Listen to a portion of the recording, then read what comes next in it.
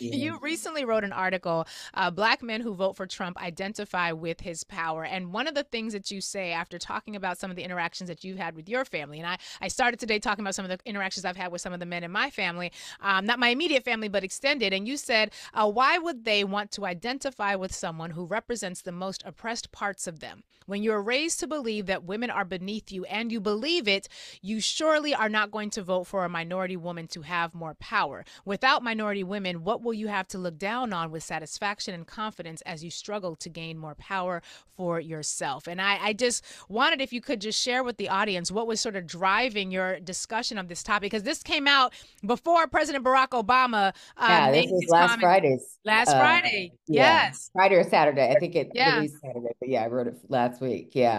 So talk to us about what was driving this topic for you.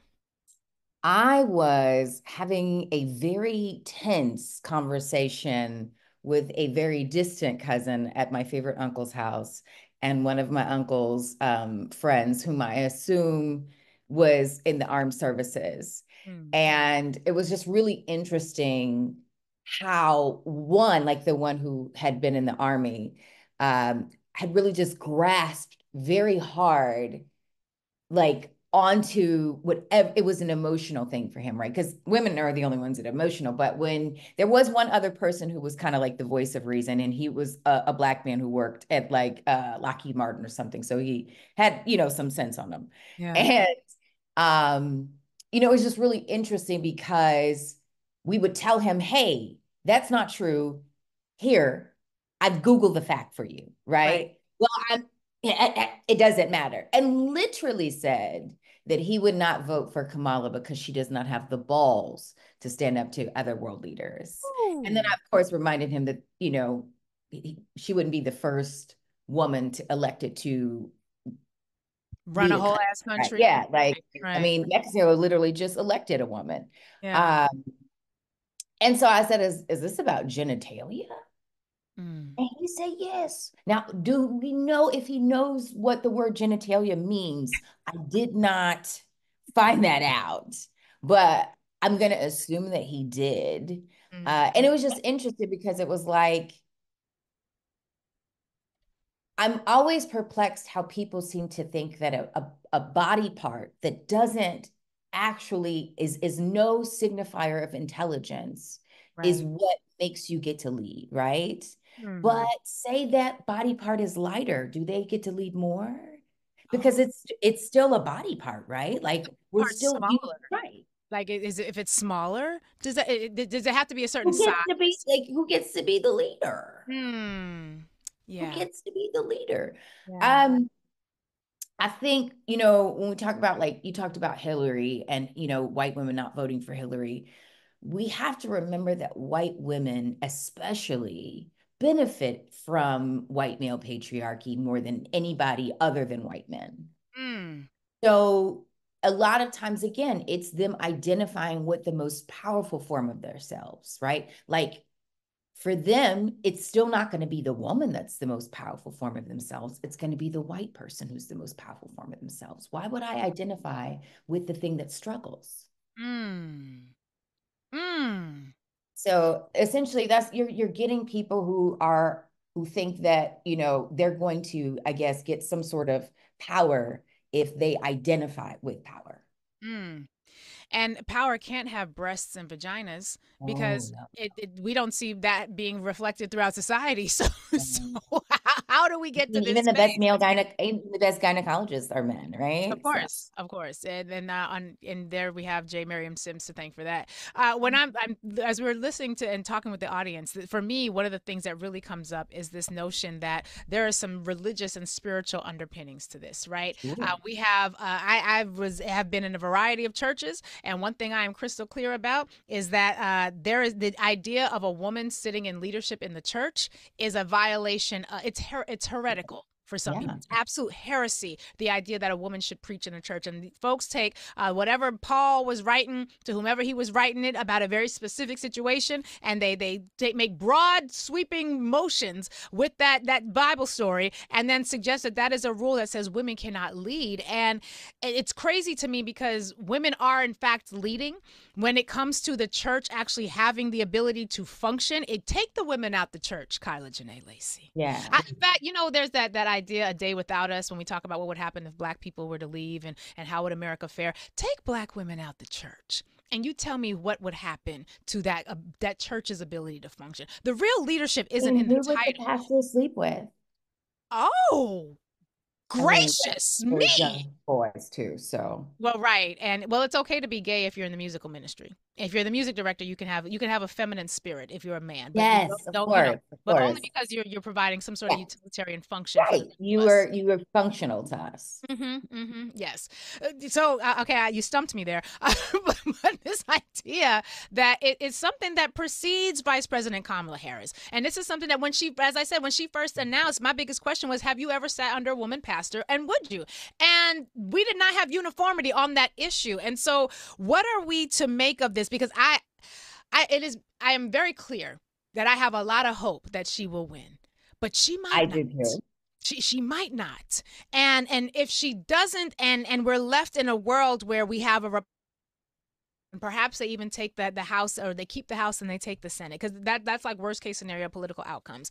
We are now in a world where even members of our own community would have communicated the idea that they would not play a role in helping our community to survive this moment because she doesn't have a penis.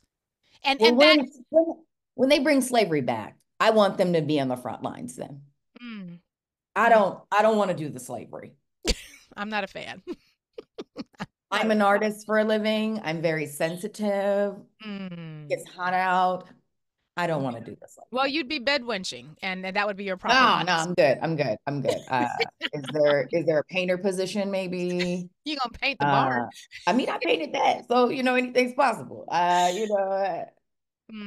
Yeah, it's an interesting thing. Like when we talk to black men are very adamant that, as a general statement, they don't have power, right? Like, which is interesting because that's not true.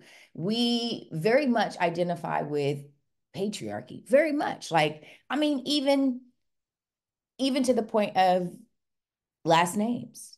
Men Mm. don't take women's last names, right? Like, but what makes you think your name should be more important to me than mine? Mm. I saw Um, recently, just on that point in particular, I saw some commentary where somebody was suggesting the fact that one of the reasons that birth rates are declining is because women have wised up to the fact that many men, not all men, some men, let's make it some men, want babies the way that kids want a puppy, because they sure, know that the sure. mom is going to be there to take care of it. And they'll say that the reason they want to have a child is because they want to further their legacy, not because they think it'll help them to grow closer to their spouse, not because they want to be a good parent or think they could be a good parent, but they want to preserve their legacy. That is patriarchal as fuck. Absolutely. You get to a certain age, where the people in above you are aging as well, and you watch them interact with themselves as well as the family members around them. Hmm. And I think it's around 50, 60 that they kind of look and say, whew, right? So Yeah. what I have seen from some of my friends even, right, is like there is this I'm going to let her do it mentality, and then Mm. are shocked when the child gets 18 and doesn't really have a connection with you. And I mean, we've heard many anecdotes about women who, like, when they get older, their children come visit them, but men don't have that, right? Like, because you haven't put in the work, you haven't established this bond outside of your last name. Mm. You're speaking to my soul right now, because that was my experience with my dad. Right. Love my dad. He's now an ancestor. I relate to him way better as an ancestor than I did when he was an adult. And we Same, didn't have like an abusive relationship, but he was the parent that got to leave and yeah. to philander and got to do all the things. And my mom was the one who stayed and went through the me running away from home. And she was the one. Well, he actually did too, because he had to come pick me up one day when it was a bit bad. It was bad. It was bad. But like, she's the one that stayed. And for my dad, he did not even make it a point to get to know his grandchildren right before he passed away. And but he was very much committed to the children of his stepwife. He had many Yeah. of them. And Oh, so that the was nice idea, of him. yeah, wasn't it lovely? But then there was this expectation that we, his birth children, would overlook these things in order to secure a relationship with him. And then when I was like, what we ain't doing is that. Like, I ain't mad at you, but Yeah. I'm not investing in this relationship when you've been the adult the entire time we've had this relationship. And as the person who was the adult the entire time we've been in a relationship with each other, while I was a child, you never came to the things and do that. But there was an expectation that we would all just sort of rally around the penis pole and come to Yeah. the Yeah. relationship party. And like, that wasn't happening. And so there's this, and when people get up on stage and say, I want to thank my mom, give shout out to my mom, and they don't shout out the dad, I, yeah, I can understand how Yeah. that could happen. But there's this idea that being present, being the sperm donor alone is sufficient, because in a patriarchy, you don't have to be emotionally available. In a patriarchy, you don't have to invest in curating some sort of nurturing back and forth and dialogue and building out the relationship, because it's not expected, because you're the man and that's all you have to do. It's the woman who is relegated the position of being in charge of emotions, because I guess we're emotional, because for some reason in patriarchy, we have convinced ourselves that being angry and emotionally stunted is not also emotion.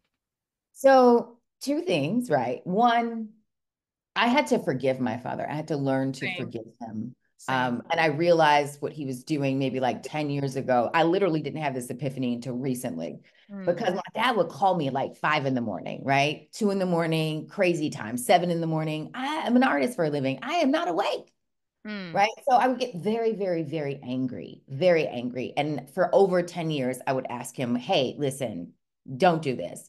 And I mm. realized what he was probably doing, because he was probably up very late thinking about how he was not a good father all the time. Yes. And what's Yes. interesting is I called him up and I said, listen, there's still some things I got to work through, but I Yeah. forgive you. I love you. I'm not leaving you. And Mm, as soon as I said that, he stopped calling me at 5 in the morning, 6 in the morning. mm. Called me regular times. Yeah. He called me yesterday at 2 in the afternoon, right? Like, and I had to say, okay, like, he probably didn't have the tools to deal with his issues, his anger, the way that I have those tools. But I also recognize I have a lot of his personality traits. And I think that was the only reason why I was able to forgive him, right? Because it was like, okay, I see what he didn't do right. Let me not replicate that. But with that said, I also know that that was a fear he had, because he realized he didn't do the best, Yeah. right? Like, there was a time where I refused to see him, and he Yeah. knew. And so, it's also interesting. Like, I used to be in this very abusive relationship when I was younger. And the irony was, he reminded me of my dad. Yeah. Mm, And I worked two jobs and he worked my nerves. And I would come home and mess, right? Like, just chaos. yeah. And I remember him saying to me, you expect because you work that I'm supposed to clean up after you. And I was like, you don't even clean up after you. Oh. But imagine, right? If the tables were turned and he worked two jobs, Mm, he came home to chaos. mm, He still had to cook, and he still mm. had to let me borrow his body. And then had the nerve to say, I should not help you. I shouldn't help you clean up. I shouldn't do for you. I shouldn't be a partner in this situation. Wow. Mhm. Would never happen. Would never Never. happen. Mm-mm. But the I would fact that I it would is be a terrible expected. person. Well, Yeah. you're a terrible woman if the roles Yeah, are as they are. of course, You're of not course. Why are fulfilling you your with expected her? And function. look, I mean, listen, why was I with him? Those are real answers. Those are real questions. Like, but at the end of the day, that was suitable. And what is also interesting was how, because I was the moneymaker, it wasn't like I was lording that, right? Like, I was too tired to fight, right? I was working 50 to 70 hours a week. Yeah. But with that, I was still resented because I made the money. There Mm, was still this power like exchange, right? Like, that he was supposed to have. Mm. Even though I was doing the lion's share of taking care of us, I still couldn't even get equality. Wow. Let alone equity. Mm-hmm. Oh, I'm seeing somebody had an issue. I think you said Kamala. You said Kamala Harris's name with an emphasis on. Somebody said, "I can't believe you Kamala? got a black woman on your show and she mispronounced VP Harris's name." Isn't it? It's Kamala, right? It's Kamala Harris. I think you said Kamala. Oh, I'm Come, sorry. come I on, we're apologize. talking real shit. Listen, I apologize for being a human being. I probably Mm, messed up a few other words, but I know a few languages, so please excuse me. das ist gut. Das ist gut. Let's get some callers. Danke. Bitte schön, mein Schwester. Let's get some voices. Let's get some other voices on the line. Schwester. Yes, meine schwarze Schwester. Wait, I know my sister. We do our little German thing back and forth every time. I know she's listening right now. Like, you only got one schwarze Schwester. That's all right. We good. We good. Let's get some more voices on the line. Let's go to Lynn in North Carolina. Thank you for holding. The lines are full, Kyla. So thank you, Lynn, for holding on. What would you like to say this morning? Yeah, I want to say that one of the reasons why women can't lead or won't lead because of this theory of being a Christian nation following the tenets of the Bible. The Bible basically says that a woman should not learn.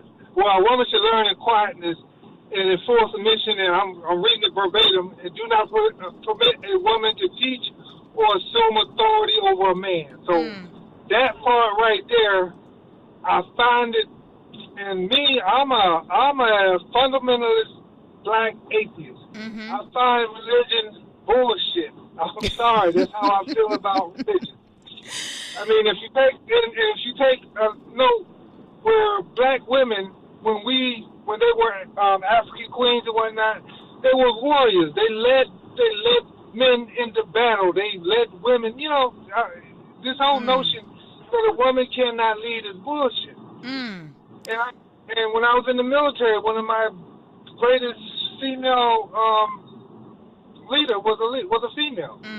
I mean, I would follow her wherever she wanted me to go because she was that great of a person. Yeah. I think you're so right about the power of religious indoctrination. And it's funny to me because people pick and choose what they want out of the Bible all the time. Yeah, and the same thing that was used to, keep us to enslaved. enslave. Yeah. It's fine exactly. then. Yeah, it's okay then. It's okay then. Thank you, Lynn. I appreciate you calling and for sharing some thoughts with us. Let's go to Vicky in Tennessee, another first-time caller. Vicky, what would you like to add to our discussion this morning?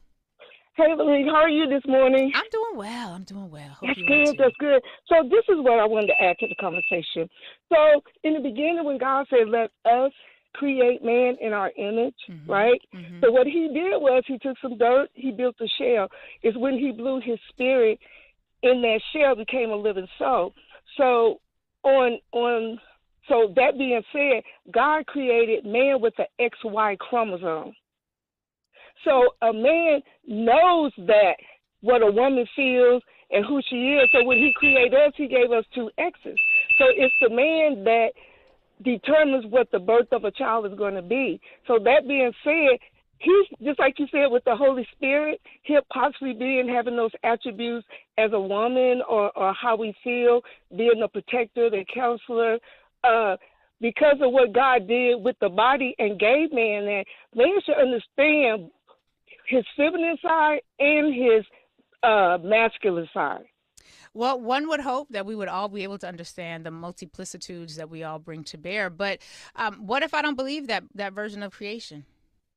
Like, what if the version of creation I uphold to is one that says God was a whole being and birthed out of itself, because there was no gender, all that we now experience in the universe. So, again, we're in a moment where our ability to have access to resources like clean water and schools and hospitals and roads and bridges and job opportunities and tax credits for entrepreneurs and child tax credits for people who are having a family and $25,000 worth of a down payment, all of that is being hijacked hijacked because of one particular religious view of how the world came into being, an act that none of us were around to actually believe or to see. And the fact that out of this same book, we've got, number one, multiple versions. We've got, and there's a couple of places in the Bible where it says you cannot add another jot nor tittle to the word. And then it's like 11 other books that are added thereafter. So for me, the Bible has been a source of inspiration, but it is the last book that I would ever take literally, particularly because the stories about Matthew, Mark, Luke, and John, the four Gospels, were not written contemporaneously when Jesus was alive. They didn't start writing those down until 300 years after the man died, rose again, and ascended on into heaven. The Bible is a compilation of books that was written to a specific cultural group of people. The Old Testament is to Jewish people. It was not a universally applicable set of. Now we can learn from it. We can grow from it as we can with the Quran, with the Buddhist text from Nichiren Daishonin. We can learn a lot from these things. But the idea that we would put faith in a book that has zero historical accuracy, that has zero capacity to speak to, it is a book that was written over the course of 1,600 years, that was compiled by people who were taking books together, putting them together, taking them apart, adding some books, taking them out. If you look at the Catholic Bible, they got more books than the King James Version Bible do. You got the slave version of the Bible that edited a whole lot of shit out. So to me, any text that proclaims, that has that level of editing and misinformation and disinformation and wrong information baked into it could never be a book that I determine who life and death on. It's inspirational. But it was used to keep us enslaved. They called slave ships by names like the Brotherhood of Jesus. They would leave on a Sunday because this religion told them that their version of Christianity was blessing and ordaining their traveling concentration ships, their concentration camp ships. And so to me, we have just put so much stock into things that ain't got nothing to do with the greatest commandment that Jesus ever gave, which was to love your neighbor as yourself. That's the greatest thing you could possibly do. But because the neighbor you love don't have a penis, they don't get to lead and they don't get to be in power because of something Paul said. Paul, who wasn't even a whole ass Christian most of his damn life. Paul, who had a whole conversion on the road to Damascus. You ever met somebody newly converted that ain't got no learning and no teaching? The last people that you're trying to follow when it comes to how to work out your relationship with God. But I appreciate you and I thank you. But this is why I don't allow my religious inspiration to take up the same space that history books do. But that's just me personally. But we do appreciate you, Kyla. What do you hear, or what thoughts do you have? I mean, I was raised by an atheist, and I used to be religious on my own, but I was raised by an atheist. You going straight to hell. We probably going to have this conversation. Listen, my mother and I, we have our own seats. So we're going to be sitting in the VIP section. We're excited. But, it's interesting because I wonder how many of these men who are so hell-bent on thinking that a woman can't lead. And women, because that was a female caller who just said. But we're raised by single women. Oh. I don't know. She led you when you were doing your homework, right? she led you when you were hungry, right? Like, she led you every day. She provided, because she provided the shelter, the food. So when people say the man is the provider, the protector, that's what my mama did. My mama was a provider. My mama was a protector. That wasn't because she has a vagina. It's because she's the mature adult who chose to stay. Even just thinking about like my interactions with my dad versus my interactions with my mother. My dad was very loving, always. Did he necessarily know how to navigate some of his own anger and issues? Not always, but he was always very loving. He always cared, and I never didn't feel that. Yes. But with that said, my mother was always more protective. Always. Yeah. Always. And I mean, and nothing happened to me, but even the concept of like my father, whenever I would go visit him, why is your teenage daughter with you and your male friends? Nothing would ever happen, but why is that? My mother would have screamed if she knew that. Yeah. Why? My mother was always way more protective than my dad was. Yeah. I got to be honest with you. I'm a little disheartened because as much as effort as I'm putting into making sure that we have accurate information and that we understand the policies, I'm realizing, Kyla, Jenee, Lacey, that for some people it doesn't matter because when I laid out the policies that were driving my vote, because there was an accusation in my group chat, almost as if I was just voting for her because she was a woman, and I said I'm actually voting for the policies, and I took time, Kyla, Jenee, Lacey. I don't text. Like I said, I got over 1,500 text messages. I am never gonna open. That it is never gonna get open. But I You're took way the with me. I time. got like 100 something. So I took time to lay out what the policies were. And at the end of the day, the policies didn't matter because she's a woman.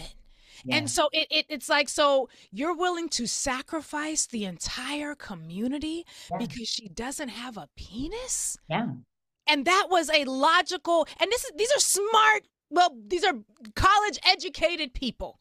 These are But people. that's how insidious patriarchy and misogyny are embedded into our culture, right? Like, I mean, well, I'm sorry, and racism, right? Misogynoir in particular are very deeply embedded into our culture, very deeply embedded. And a lot of people are so unaware of what that looks like. I mean, you know, you use the word unpack, but a lot of times people, like the views that I held 20 years ago are not the views I hold today, right? Like I'm a way more progressive thinker. I'm examining things and I'm not afraid to challenge my own viewpoint. I'm not afraid to say that I'm wrong, because if I can't be bad, I can't be better, right? Like if I can't focus on a problem, if I can't see a problem, I can never fix it. But a lot of times people don't have the capability because they have this sincere fear of what the truth is going to expose. Like a lot of times I really feel like people are not Christian because they love God, but because they fear hell. Ooh. Like, because the devil, he good at showing you who he is, right? Like there's evil all around. There's evil all around. So it's not, but I really think that that's people's it's a fear, right? Or even to fear God, fear him damning you to hell. There is very little space for love in when people really interact with religion, because if it wasn't, there wouldn't be like, oh, the border issue or all of this. It wouldn't even exist if you really acted in a loving way that your religion dictated. You wouldn't have the viewpoints that you have. Wow. I'm seeing that a friend of the show, Fly Sister, has stated that a whole community of black men, that she's talking about this on the black manosphere. So we've got white incels, but there's also this black manosphere space. And she says a whole community of black men dedicated to black women, talking about this specific group. But people are upset about President Barack Obama and claim politicians who center in black women, who in reality forced our way into politics by organizing. It feels to me like we have done a bit of the head buried in the sand approach to some of these topics. And I hate that it took Barack Obama saying this yesterday, like on this, we're talking about it on October the 11th. We got a whole ass election coming up. But to suggest or to believe that this is not a real thing, and to believe that patriarchy and misogyny were not issues before now. It's right now we're just talking about the fact that it's obviously staring us in the face. And I want to be clear. We know that black men are the number 2 voting bloc for the Democratic Party. We know that this is not all black men, but it doesn't need to be. Doesn't need to be, because we're at the margins, because we know white women are going to fuck us when it comes to their vote. They've done it before. Or I should say, historically speaking, white women have screwed us up when it comes to the vote. They have sacrificed their own rights. We know they'll sacrifice ours. And so so I do also want Barack Obama to talk to them, like be equal opportunity with the fire. But he is a black man. It makes perfect sense to me that he would speak to black men, because he is hearing the same thing that the rest of us are. And the fact that you and I are from different parts of the world, different parts of the conversation, are able to see, and this conversation with the audience has been able to sort of unearth some of this, to me, I think it's a real tell that we got, outside of this election, we got a lot of work to do, because that incel culture, that black manosphere culture, it is a problem. The weaponizing of lack of intellect among our community is a serious issue that's going to extend far beyond November the 5th. Any final comments? I don't even think people fear equality, right? They want equality where they are being oppressed. They want equality where they're being oppressed. They fear losing their power. They fear losing, like black women, like what power do we really have to lose? Like white women fear losing being able to, they're harassing me. Like they fear this being like the KKK was literally started in order to protect the purity of white women. Yeah. So like the KKK, this massive organization dedicated to terrorizing Black people, was started in order to protect the purity, the virginity of white women, to keep Black men from having sex with them. Wow.